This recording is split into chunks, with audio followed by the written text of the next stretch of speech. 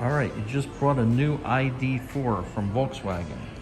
But how do you switch the mode from Fahrenheit to Celsius and back? We're going to show you on this video. Hello again and welcome to this edition of the ID.4.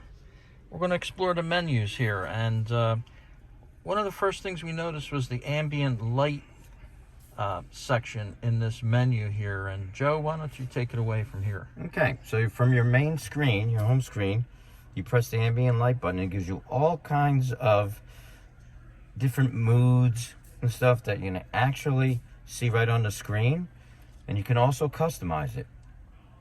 Once you hit customize, then you go to custom, and you can change how everything looks, whether it's any color you want. And you can mix and match. You have two separate colors, one full and then one in the middle, which should be color 2. Or you can just go back to the mood setting and set that how you want it. Or you can even do it automatically. Very cool. Where the car will do it all by itself. So it's going to be like a mood ring. Yep. If I'm happy, it's going to be happy.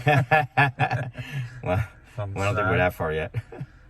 Well, we hope you like this feature of the brand new Volkswagen 2021 ID.4 all-electric vehicle. We have ambient mood lighting.